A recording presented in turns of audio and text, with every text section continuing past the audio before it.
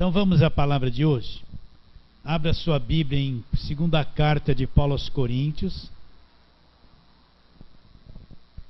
capítulo de número 12.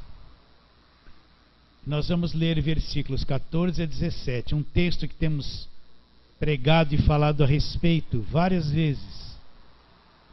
Mas vamos recapitular hoje, acreditando que Deus vai dar uma compreensão mais profunda.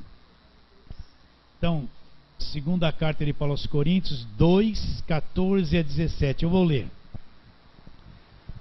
Então, olha as expressões que Paulo usa.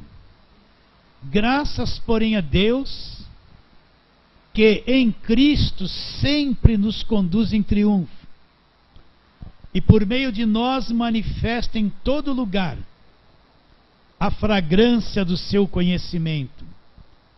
Porque nós somos para com Deus o bom perfume de Cristo, tanto nos que são salvos, como nos que se perdem.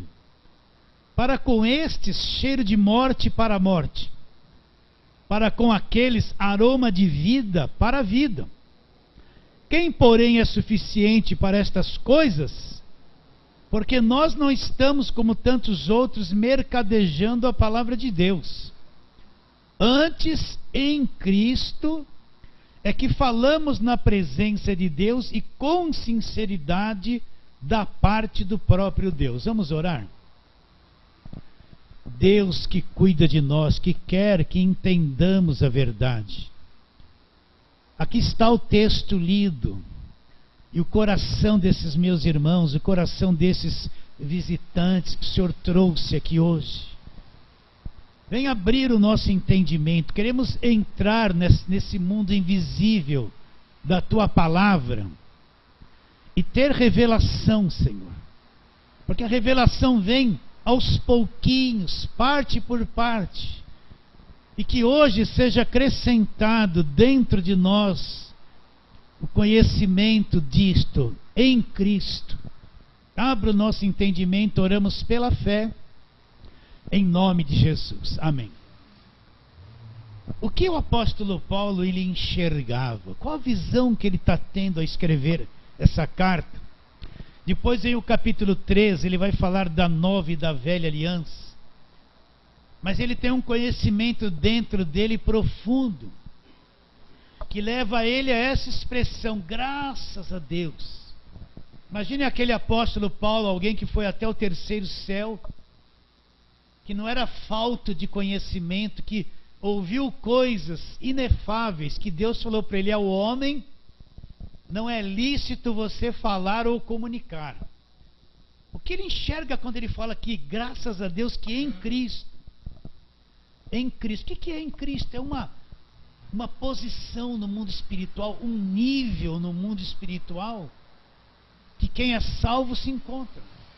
E ele fala, em Cristo, Deus sempre nos conduz em triunfo. Então ele fala que em toda e qualquer situação, tendo muito, tendo pouco, não tendo nada, eu estando em Cristo, Ele vai me conduzir em triunfo. Mesmo que eu sinta dor, mesmo que eu tenha fraquezas, mesmo que eu passe por aflições, se eu estiver em Cristo, Deus vai me conduzir em triunfo. Não vai falhar, a coisa não vai se acabar. Eu não vou ser derrotado. Não porque eu seja alguma coisa. Não porque eu orei um pouquinho a mais, ou dei oferta, ou dei dízimo. Não, isso aí tudo não funciona. Eu não vou ser derrotado porque eu estou dentro de uma situação, de um lugar onde Deus me pôs, chamado em Cristo. Marca isso na tua mente e vamos trabalhar. Vamos lá para o Velho Testamento, Gênesis capítulo 6.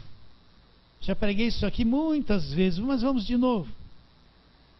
Gênesis capítulo 6, onde o escritor, que foi Moisés, narra o seguinte a partir do versículo de número 11. Vamos ler também o 9. Do 8 em diante. Gênesis 6, 8. Porém Noé achou graça diante do Senhor. Eis a história de Noé. Noé era homem justo e íntegro entre todos os seus contemporâneos. Noé andava com Deus. A terra estava corrompida à vista de Deus e cheia de violência. Viu Deus a terra e eis que estava corrompida, porque todo ser vivente havia corrompido o seu caminho. Então disse Deus a Noé: resolvi dar cabo de toda a carne, porque a terra está cheia de violência dos homens. Eis que farei perecer juntamente com a terra. Faze uma arca de tábuas de cipreste, nelas compartimentos, e calafetarás com betume por dentro e por fora. E daí ele vai descrevendo e dando a medida da arca. Entra nesse texto comigo. A terra estava corrompida, todo ser vivente havia corrompido o seu caminho. Ali era o começo da humanidade, o começo, todo mundo por causa do pecado estava estragado. Todo ser vivente, conforme está escrito, havia corrompido o seu caminho. Estava tudo estragado, não tinha jeito. Deus resolve pôr um fim em tudo. Mas ele encontra alguém lá no meio que andava com ele, Noé, que era um homem justo diante dele. Então Deus elabora um plano, ele vai fazer vir o dilúvio, acabar com a terra e com todo ser vivente. Porém ele dá uma arca, ele dá um trabalho para Noé, um ministério, construir uma arca com compartimentos. E você sabe bem essa história. Noé demorou muitos anos para construir essa arca. Durante o tempo que ele construía a arca, ele pregava o evangelho dizendo: olha, vai vir o fim do mundo. Eu estou construindo a arca, se prepare, porque Deus falou que isso vai acontecer. E zombavam dele, e fizeram muitas coisas, e desprezavam aquilo que ele falava.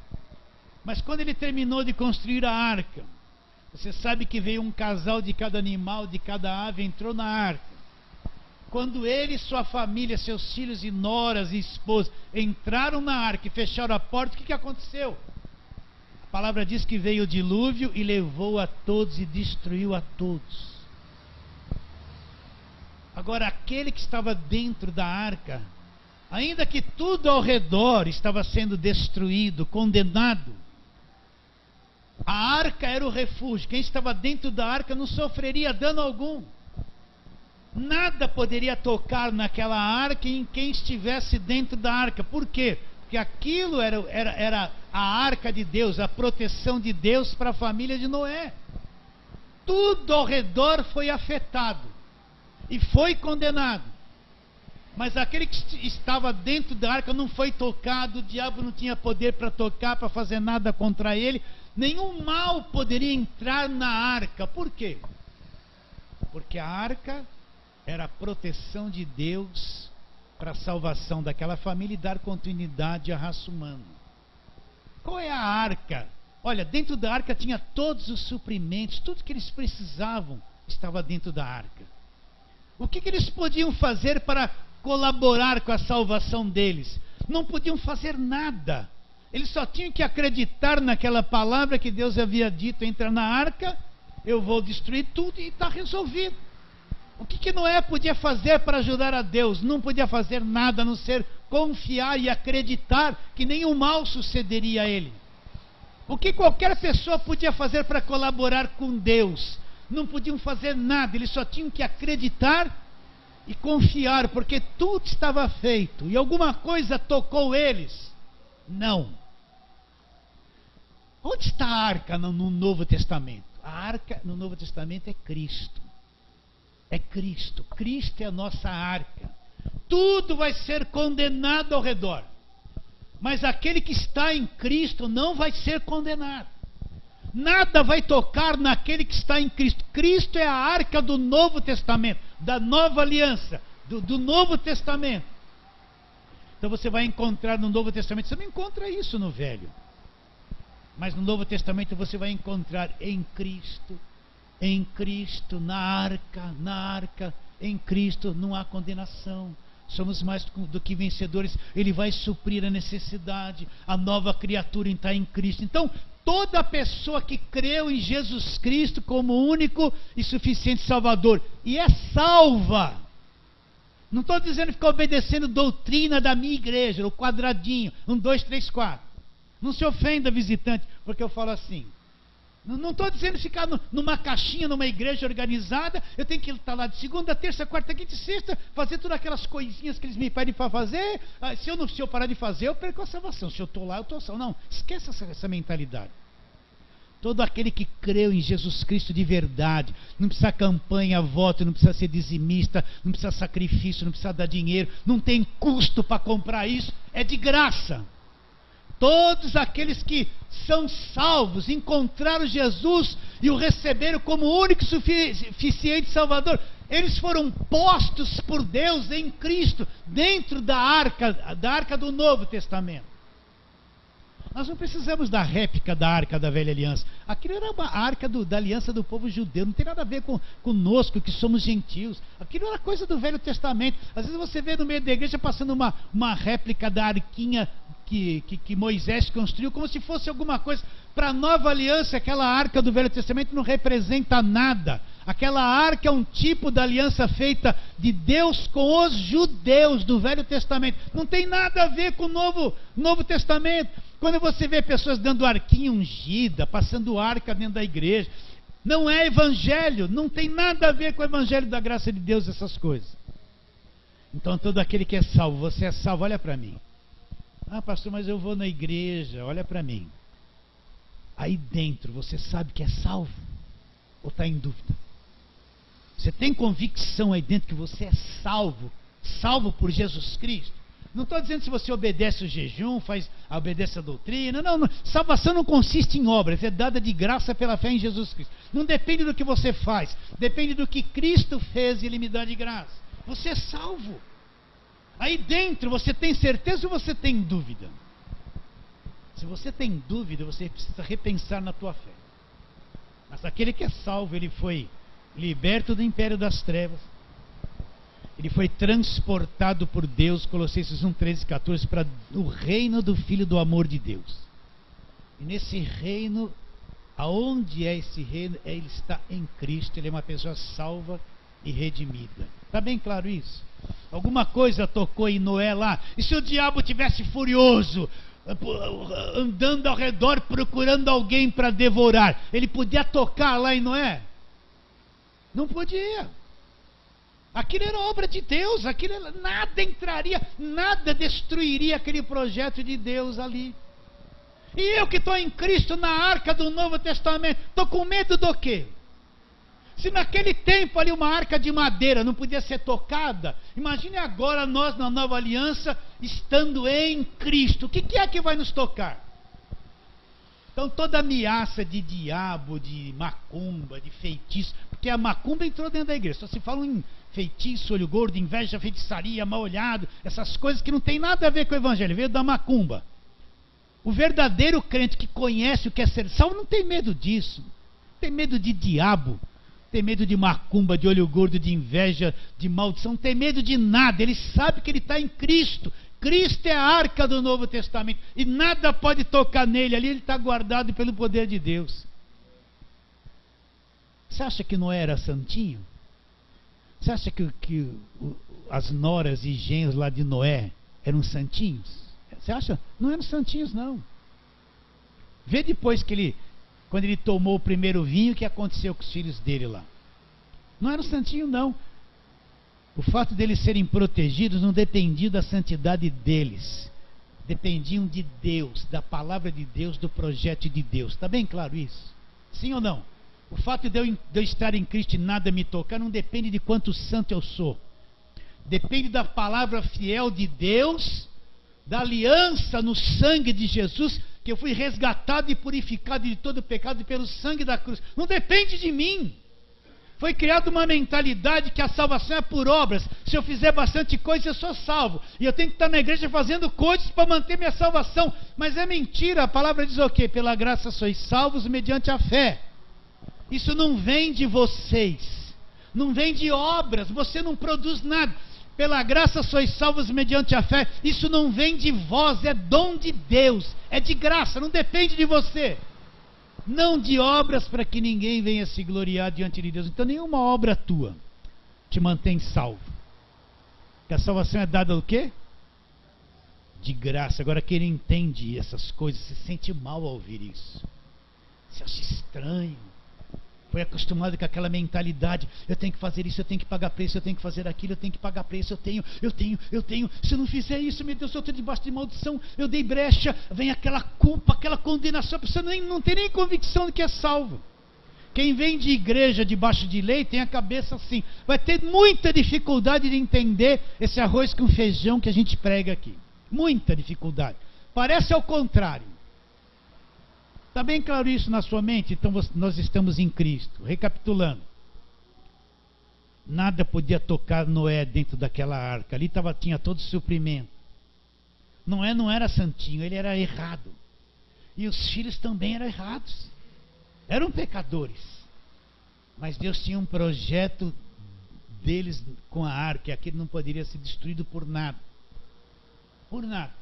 Então vamos lá, vamos trabalhar na palavra de Deus na nova aliança agora, vamos lá. Primeira carta de Paulo aos Coríntios, nós estávamos na segunda. Porque eu quero que você descubra, a nossa posição do Evangelho é uma coisa tão grande.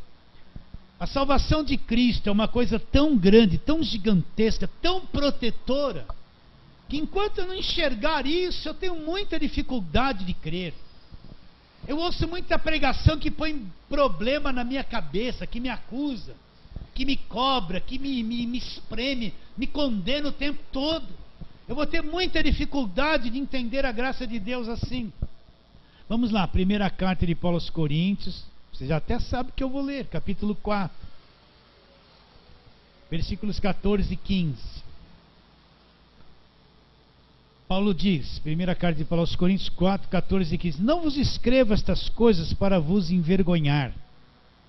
Pelo contrário, para vos admoestar, como a filhos meus amados. Porque ainda que tivesses milhares de preceptores em Cristo, não teris contudo muitos pais. Agora presta atenção nessa frase, para abrir o entendimento. Pois eu, pelo Evangelho, olha, vos gerei em Cristo. Eu, pelo Evangelho, vos gerei aonde? O que é uma gestação, gente? A mulher fica grávida. Ela vai ficar 9 meses gerando aquela criança dentro dela. Até a criança nascer. O que Paulo tem em mente quando ele fala assim, através do Evangelho que eu preguei para vocês? O que eu ensinei, eu gerei. Houve um período de gerar vocês. Aonde vocês foram gerados? Em Cristo. Então o Evangelho, o que é o Evangelho? É boas novas de grande alegria. O que Jesus mandou pregar? Vai para todo mundo e pregue a história de Moisés, Abraão, Isaac. Só o Velho Testamento, faz as campanhas do Velho Testamento. Fica só lá. Não. Jesus falou, vai para todo mundo e pregue o Evangelho. O que é Evangelho? Boas notícias que trarão grande alegria. Aonde começa o Evangelho? O Evangelho começa na cruz, quando Jesus Cristo diz, está consumado, o véu do templo se rasgou em alto a baixo. O Evangelho começa no sacrifício de Jesus. Daí para frente você vai entender o que é Evangelho. Eu posso contar a história de José bonita, mas não é Evangelho, é a história do povo judeu. Eu posso falar, até emocionar vocês, e Moisés levantou o cajado e abriu o mar vermelho, glória a Deus, dá glória à igreja, todo mundo, glória. Mas não é Evangelho, é a história do povo judeu. Onde começa o Evangelho? O Evangelho começa na cruz. Onde começa a nova aliança? Onde começa a nova aliança? Começa na cruz. Onde começa o Novo Testamento no meu sangue? Começa na cruz. Daí para frente que começa o Novo Testamento no meu sangue. A igreja é do Velho ou do Novo Testamento? A igreja existia no Velho Testamento? Não. O que existia no Velho Testamento? A história do povo judeu. Você é judeu? Eu não sou. Você é? Quando começa a igreja? As pessoas não pensam nisso. A igreja começa depois da cruz, quando vem o Espírito Santo. Aí que surge igreja. A igreja não é o personagem do Velho Testamento. Igreja só existe no Novo Testamento, na Nova Aliança. Então, o Evangelho. Você sabe o que é Evangelho? Você sabe o que é Evangelho? Olha, quem não entendeu, presta atenção. Você sabe o que é a justificação? A redenção, você sabe? Justificação, redenção. Você sabe o que quer dizer filiação? Glorificação. Que nós nos tornamos herdeiros de Deus, co-herdeiros de Deus. Que nós nos tornamos propriedade exclusiva de Deus. Que nós somos comprados pelo sangue da cruz. Pensa que a maior parte das pregações é Velho Testamento, não é Evangelho. Evangelho é o que Cristo fez depois da cruz. Se você não entendeu essas coisas básicas e simples que eu falei para você, você nunca aprendeu isso, então você está dormindo. Você não foi gerado pelo Evangelho ainda. Se você não entendeu a justificação pela fé, se você não entendeu a redenção que existe na nova aliança, você está vazio ainda, não conhece. Você está lá, Deus me dá uma bênção, me dá uma vitória, eu vou alcançar isso, eu vou alcançar aquilo, eu tenho que fazer voto, eu tenho que dar dinheiro, eu tenho que pagar por isso, aquela coisa toda, eu estou atrás do milagre, faz um sacrifício na igreja para receber. Você está dormindo, não entendeu o Evangelho ainda. O Evangelho é a única coisa que nos gera nessa dimensão, nessa arca, que é Cristo. Só o Evangelho. A lei não faz nada disso, não tem poder. Alguém tocou em Noé dentro da arca e nos filhos dele? Ninguém. Nós estamos numa nova arca, a arca da nova aliança. Quem é? Jesus Cristo. Nós estamos nessa dimensão, em Cristo. Uma dimensão espiritual poderosíssima. Todo o poder de Deus está ali. E o Evangelho é que me gera nessa dimensão em Cristo. Agora vamos lá. Efésios capítulo 2. Vamos lá, Efésios capítulo 2.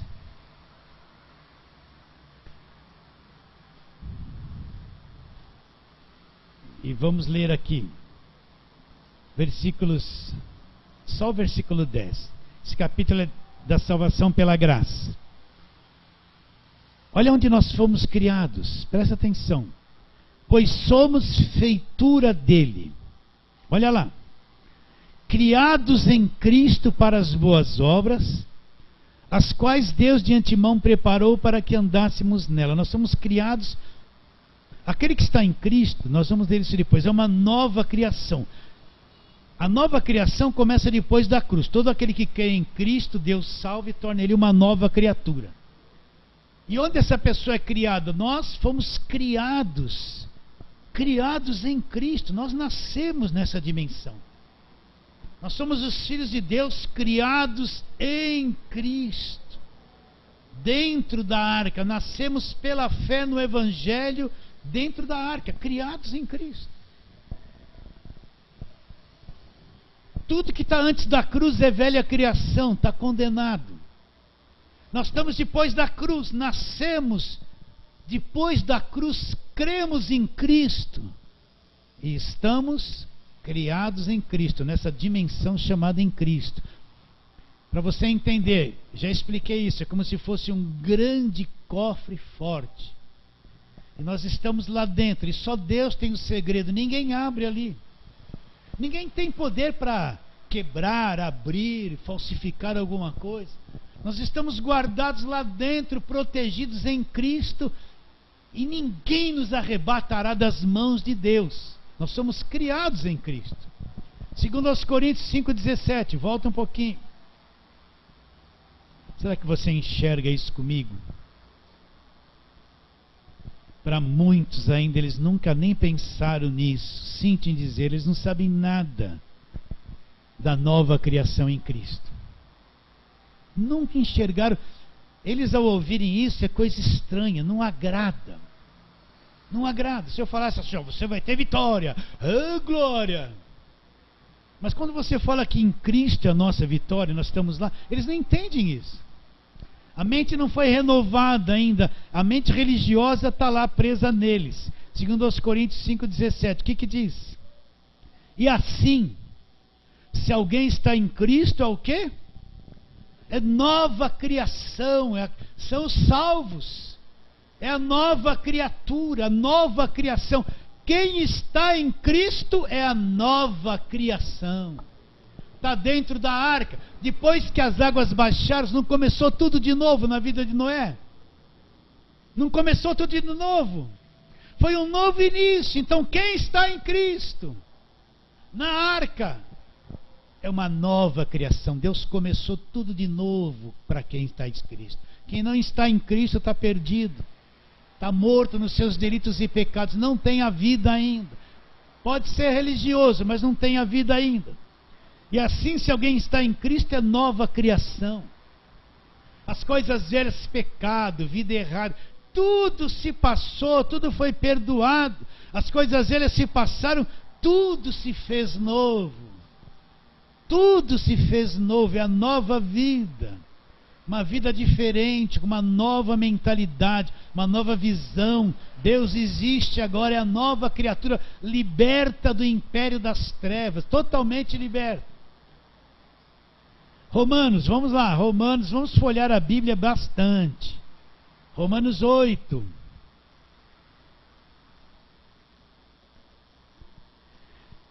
Quem não entende a salvação pela graça, acha que a salvação é pelas obras, ele não entende Romanos 8.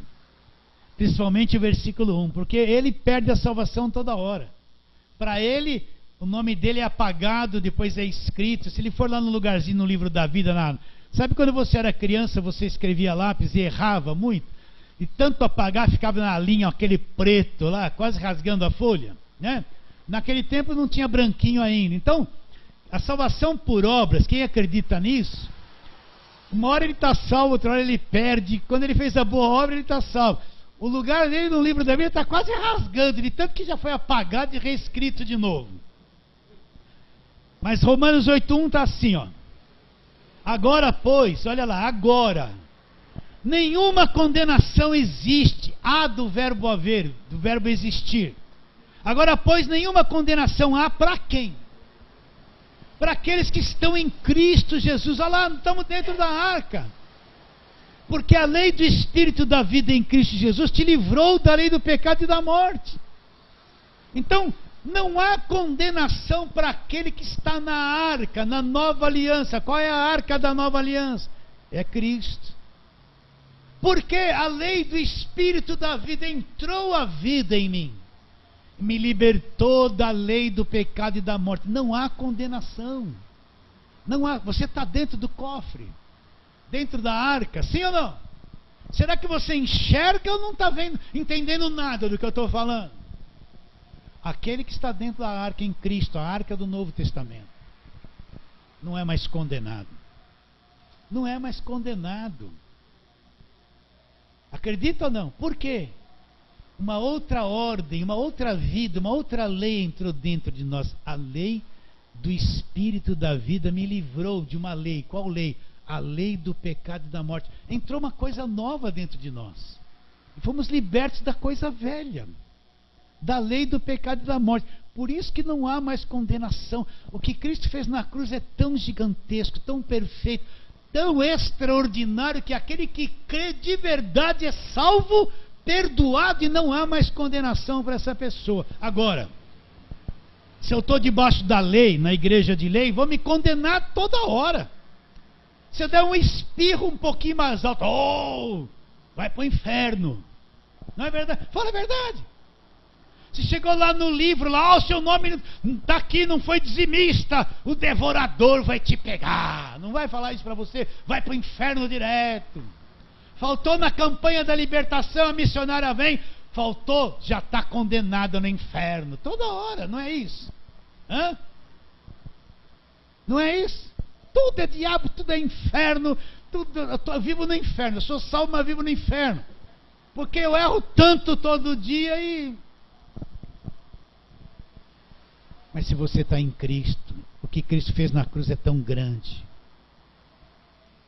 Como é que eu posso explicar isso?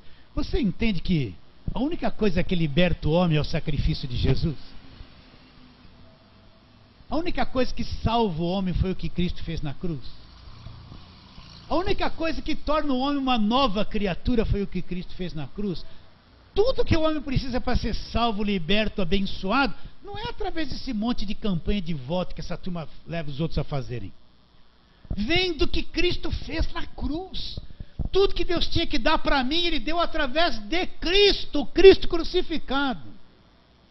É dado gratuitamente, não tem preço. Aí vai uma pessoa lá, ó Deus, em nome de Jesus, né? Põe um envelopinho lá, põe um dinheiro, ó. Tá aqui, Deus, estou te pondo na parede, estou te dando isso aqui, o Senhor me dá aquilo. Deus olha para ele, para quem ensinou isso para ele, ó, tudo ignorante. Eles estão tentando pagar por uma coisa que eu dei de graça, mas eles anulam o que eu dei de graça, tentando me comprar com isso aí. Você entende isso ou não? Eu tenho dificuldade em entender. Quer dizer, pastor, que as pessoas que fazem isso não entenderam o evangelho? Se tivessem entendido, não fariam isso. Você acha que eu vou comprar Deus com dinheiro? Deus não precisa disso. Você acha que eu vou mover Deus? Eles falam assim, chamar a atenção de Deus. Sabe o que chama a atenção de Deus? Quando eu creio no Cristo crucificado e que ressuscitou, quando eu creio nele, é isso que chama a atenção de Deus para a minha vida. Não é o que eu vou dar.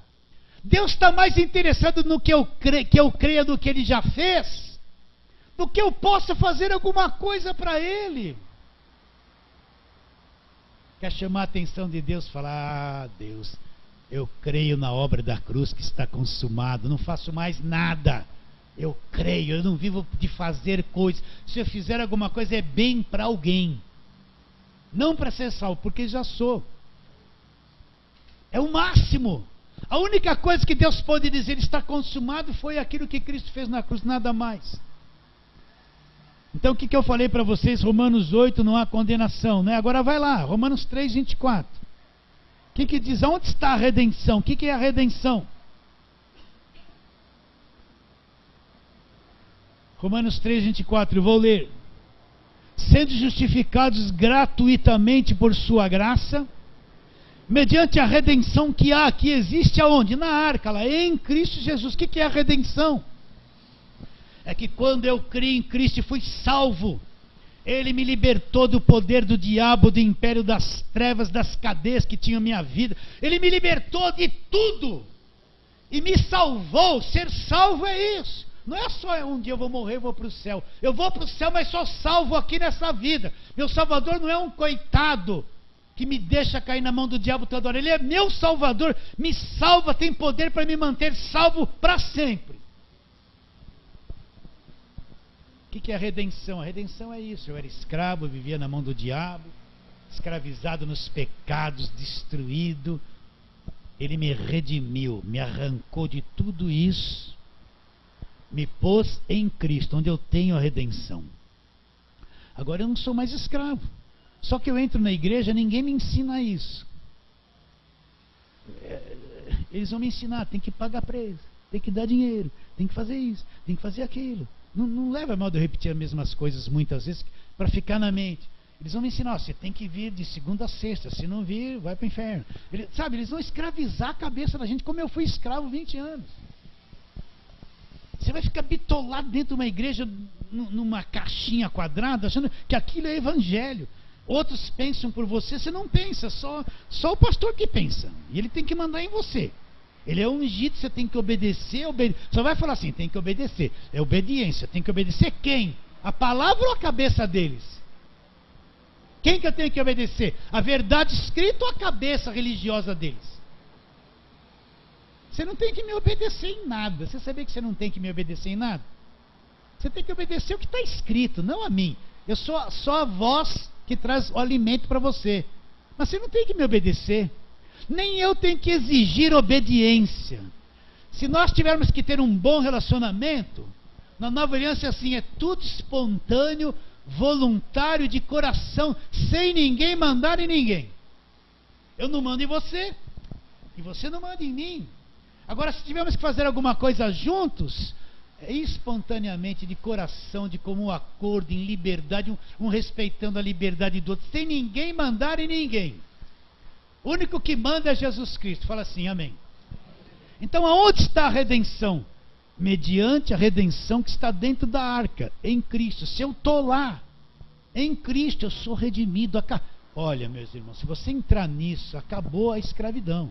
Essas coisas que você fala assim, Deus me liberta, você vai enxergar que você já é livre em Cristo. Você está lutando. Oh, Deus, eu vou ficar sem comer 24 horas. O Senhor tem que me libertar da minha vizinha. Você vai ser liberto dela mesmo morando do lado dela. Quando você entender. Entender. Vocês estão entendendo ou não? Aquele diabo grande que toda hora estava ao seu redor, você vai ver que você é liberto dele há muito tempo, só que você não sabia disso. Que você é nascido de Deus, que nem João disse, o maligno não pode tocar. Você entende isso ou não? Você vai descobrir o que Cristo já fez, como é grande. Já te libertou, a redenção é isso. Que outra coisa mais? Vamos pular uns versículos. Da redenção, nós temos a redenção. Onde está a vida eterna? Romanos 6, olha, você precisa estudar Romanos.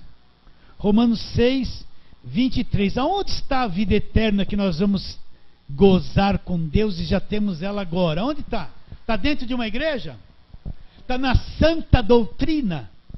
Na doutrina do pode, não pode? Pode, não pode? Eu posso ou eu não posso? Está dentro disso? Na doutrina da roupa, dos usos e costumes. Não pode cortar o cabelo, senão vai para o inferno. Se a irmã pôs a calça, é Jezabel, não é assim? Está nisso? É isso que salva? Não. Onde está a vida eterna? A vida eterna está dentro de uma situação. Aonde? Olha lá, Romanos 6, 23. Eu falo assim, meus irmãos, não por vocês. Tem um monte de gente na internet que vai ser liberta dessas coisas. Do legalismo, desse judaísmo que trouxeram para dentro da igreja. O que está escrito?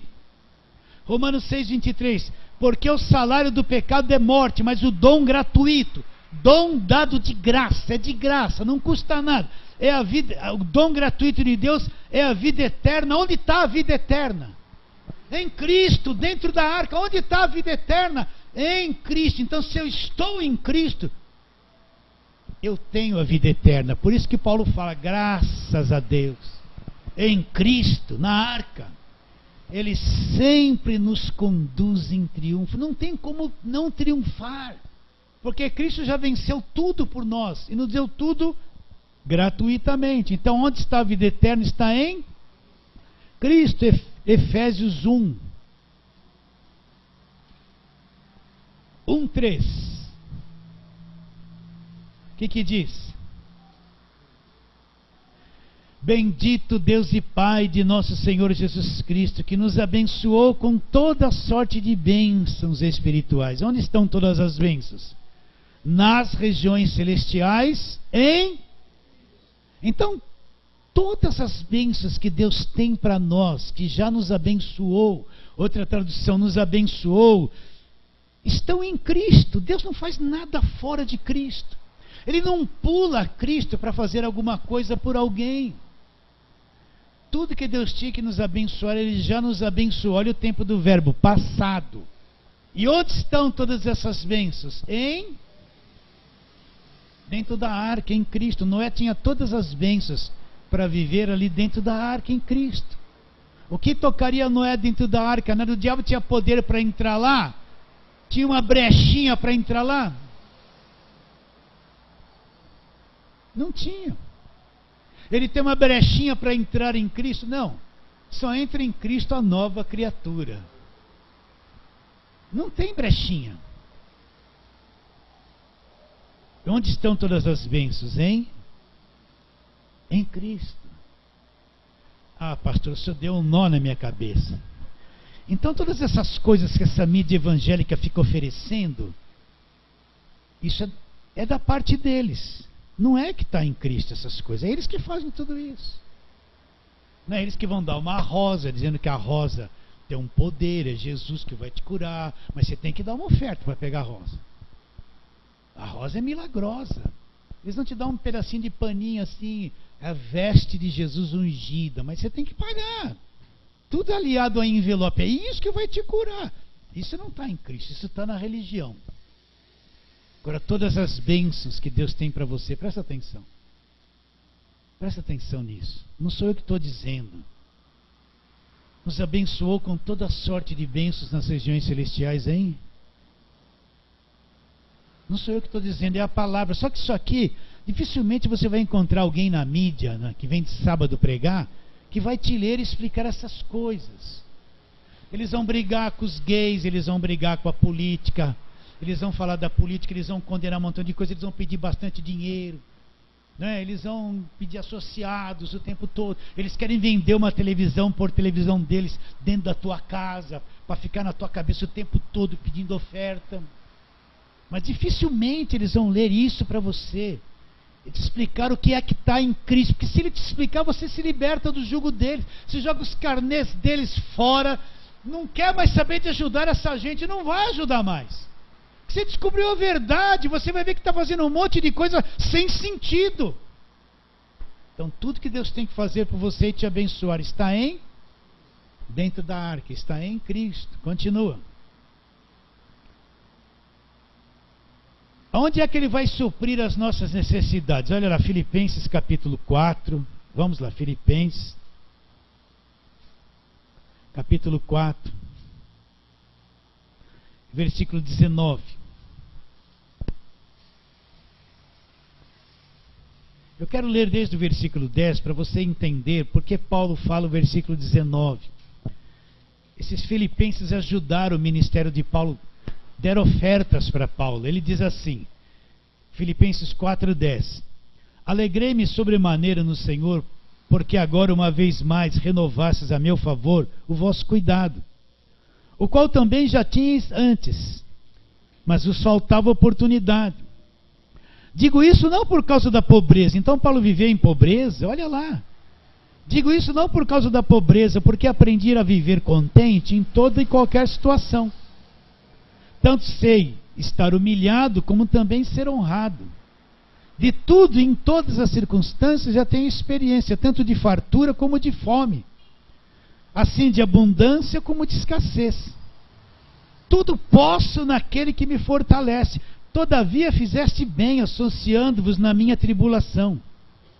E bem sabeis vós, ó Filipenses, que no início do Evangelho, olha lá, início do Evangelho, você leu isso? Paulo está dizendo, vocês lembram que no início do Evangelho, então o Evangelho iniciou aonde? Depois da cruz, olha lá.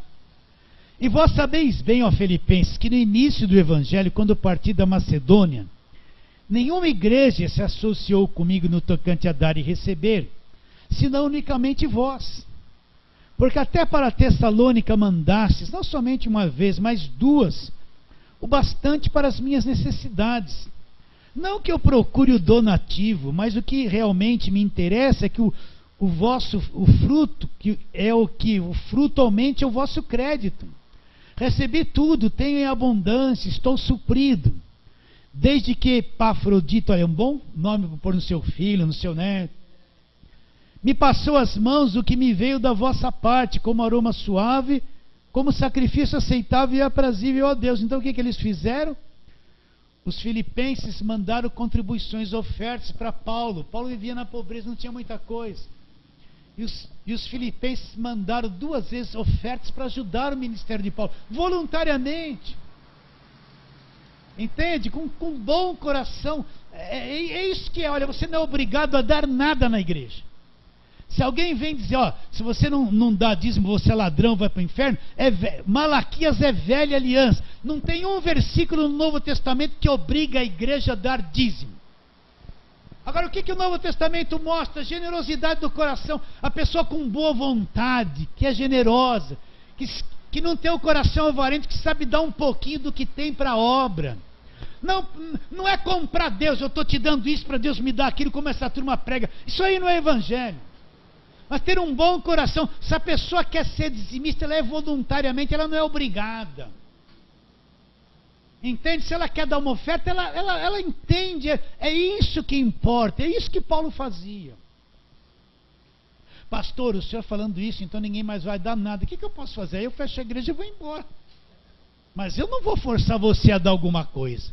Se você tem que fazer alguma coisa aqui na igreja, é voluntário, de coração, porque entende o evangelho, porque entende a obra de Deus, porque tem o coração bom, é generoso. Isso é a contribuição do Novo Testamento. Então olha o que Paulo fala. Eles fizeram isso de um bom coração, ajudaram o apóstolo Paulo. Aí Paulo lança essa palavra aqui para eles, versículo 19, olha lá. E o meu Deus, segundo a sua riqueza em glória, há de suprir aonde? Em Cristo Jesus, cada uma das vossas necessidades. Porque eles contribuíram, foram generosos, ajudaram Paulo. Então Paulo fala, o meu Deus, segundo as suas riquezas em glória, vai suprir em Cristo, na arca, nessa dimensão, cada uma das vossas necessidades. Deus vai suprir. Você acredita ou não? Não é uma questão de eu comprar a Deus, forçar a Deus porque eu dei oferta. Isso é o falso evangelho e a falsa igreja. Deus vai suprir a necessidade de cada um que generosamente, voluntariamente, entende que mais bem-aventurada a coisa é dar do que receber. Então vai suprir. Aonde está o suprimento, hein? Em Cristo Jesus. Olha, eu já tenho mais de 40 anos de fé. Eu já passei por terríveis situações financeiras na minha vida. Mas eu sou testemunha de que Deus em todos os momentos supriu. O suprimento não quer dizer que você tem que ter milhões. Às vezes o suprimento é R$100. É o que faltou. Não é que você tem que ficar rico. As pessoas pregam que se você der tudo para a igreja vai ficar rico. É mentira. Não é verdade. Vai ficar rico os donos da igreja. Mas não vocês. Às vezes o suprimento é R$500 que faltou. E Deus supriu, e graças. Você entendeu ou não? Mas em Cristo Ele vai suprir o quê? Dentro da arca. Cada uma das vossas vai suprir, acredite mesmo. Olha, já tive tempo que eu ponho a mão no bolso e não sei nem uma moeda. Mas nunca faltou arroz, feijãozinho, farinha. E eu não sou lá do norte, eu gosto da farinha. E não foi bom? Hã? E aquele ovinho frito assim, não frite ovo com leite, óleo de soja. É óleo de coco para não ter colesterol. Ou então põe aquelas coisinhas, põe no micro, sai um ovinho light. Mas não é gostoso um ovinho com arroz, feijão e farinha? Eu ganhei uma pimenta do Nilson. Você põe a pimenta, então parece que virou um assado aquela comida.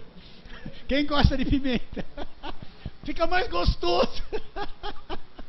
Não fica? Nem sempre suprir a necessidade é você ficar rico. Mas é Deus trazer de uma forma ou outra aquele pouquinho que faltou e supriu. Graças, Senhor. Graças. Entende isso ou não?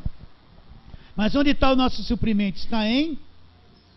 Vocês têm paciência mais uns 5 minutinhos ou não? Quem falou não? Pode se retirar, por favor. Você vai ver quando estiver aqui no louvor que eu vou fazer. 5 minutos antes.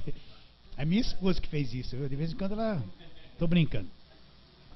Ninguém quer esse cafezinho aí não. Ela, quem quer café? Ninguém.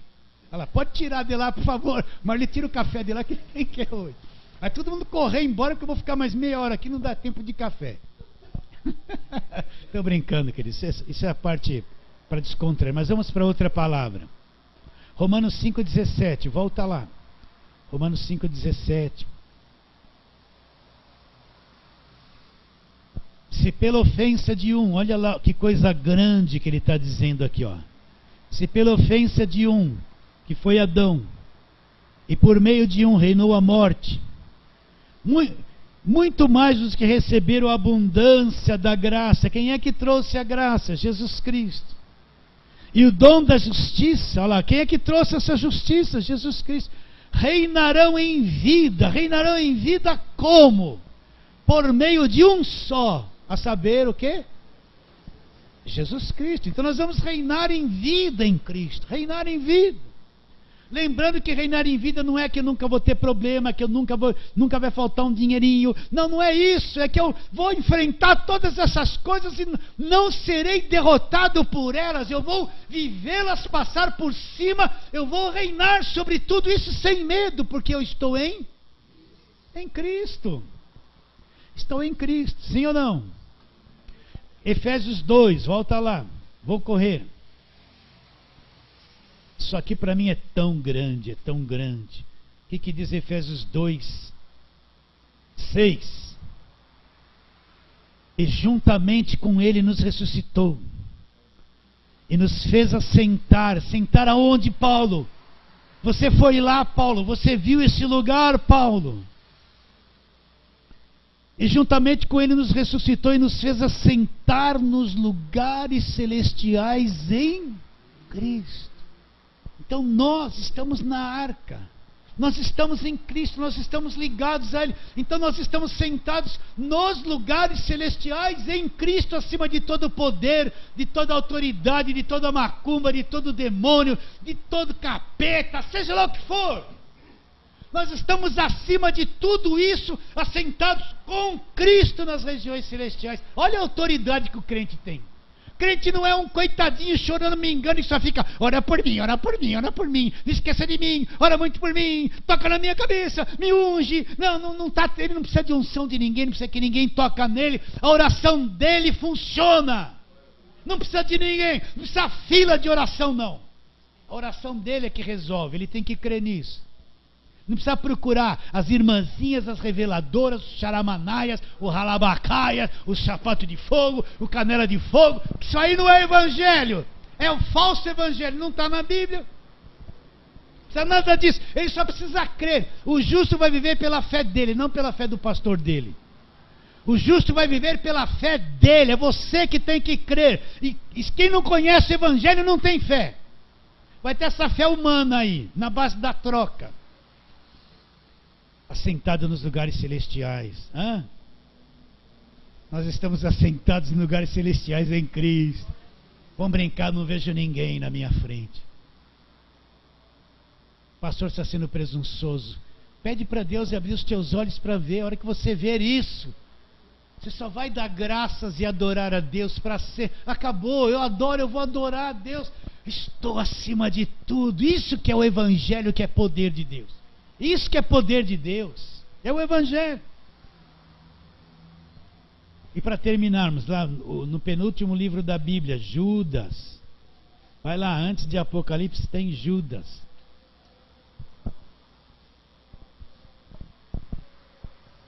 É o prefácio e saudação. Leia e entende isso aqui, ó. Judas, versículo 1. Só tem 25 versículos essa carta de Judas. Olha o que Judas fala, Judas 1, Judas, servo de Jesus Cristo e irmão de Tiago. Para quem ele está escrevendo isso? Aos chamados. Aqui, quem é o chamado? Aquele que foi chamado por Cristo, entendeu o evangelho, está salvo. Aos chamados, quem são esses chamados? Amados em Deus Pai e guardados em Jesus Cristo. Outra tradução está conservados em Jesus Cristo. Quer dizer que Jesus Cristo, como se fosse esse cofre forte, nós estamos guardados nele. Olha o que é ser salvo. Conservados nele. Protegidos nele. Cristo é tua força, teu escudo, tua proteção, o teu baluarte. Ele é tudo. Ele é tudo, por isso que a verdadeira fé não crê em homens, não crê, só crê na pessoa de Jesus Cristo e nada mais. Não crê no nome da igreja, não tem os bons, os ungidos, os melhores, os grandes, não tem, todo mundo é igual. Não tem os que têm visões, são mais inteligentes, tem os aproveitadores, isso tem muito. Mas ninguém é melhor que ninguém em Cristo, todos somos iguais, o único melhor é Jesus Cristo. Estamos o quê? Guardados, conservados em Cristo. Agora volta lá, segunda carta de Paulo aos Coríntios, capítulo 2, para terminarmos onde começamos. O que ele diz? Graças a Deus. Paulo está com o coração cheio de gratidão.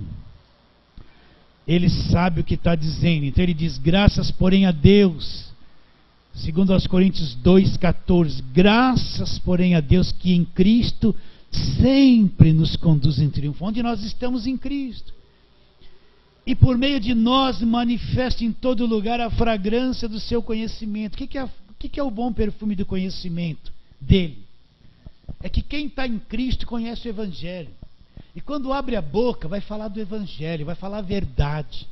Isso é o perfume, é isso que salva as pessoas. Quando abre a boca vai falar o Evangelho da graça, vai falar o que Cristo fez na cruz, vai ser uma testemunha da obra da cruz verdadeira. Isso é o bom perfume. Quem está na graça, quando abre a boca, fala a verdade. É isso que cheira bem, é isso que cheira bem. Continuando.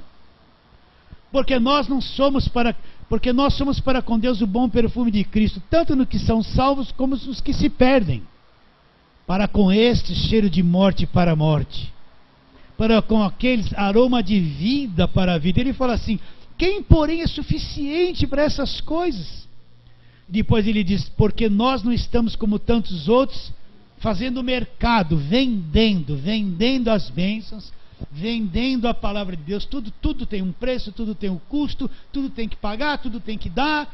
Vendendo, olha o que se fazem hoje. A palavra de Deus virou uma mercadoria. Eles vendem o evangelho, estão vendendo. O púlpito deles virou um balcão de vendas. Porque nós não estamos como tantos outros mercadejando a palavra de Deus, fazendo mercado com o evangelho para ter lucro. Antes em Cristo é que falamos na presença de Deus. Presta atenção. Com sinceridade da parte do próprio Deus. Presta atenção. Antes em Cristo, na arca, nós falamos na presença de Deus. Com sinceridade da parte do próprio Deus. Então o que Paulo está dizendo? No coração do pregador, ele não tem que ter interesse em nada do que as pessoas têm. O alvo dele não é o dinheiro de ninguém.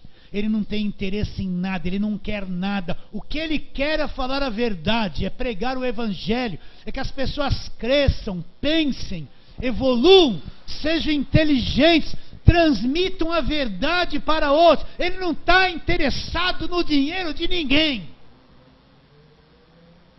Tem que falar com sinceridade da parte do próprio Deus. Você entende isso, não? Que adianta a pessoa vir aqui no púlpito? Lá dentro ele está atrás do dinheiro das pessoas. Ele quer trocar de carro. Ele é um líder. Tem 500 pessoas na igreja dele.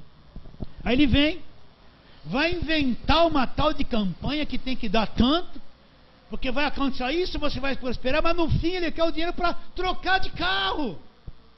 Como é que pode usar um púlpito para usar de artimanha e sutileza para uma segunda intenção que não é evangelho? Paulo falou com sinceridade da parte do próprio Deus. Nós falamos na presença de Deus, com sinceridade da parte do próprio Deus. Então, graças, porém, a Deus que em Cristo sempre nos conduz em triunfo. Fala assim, amém.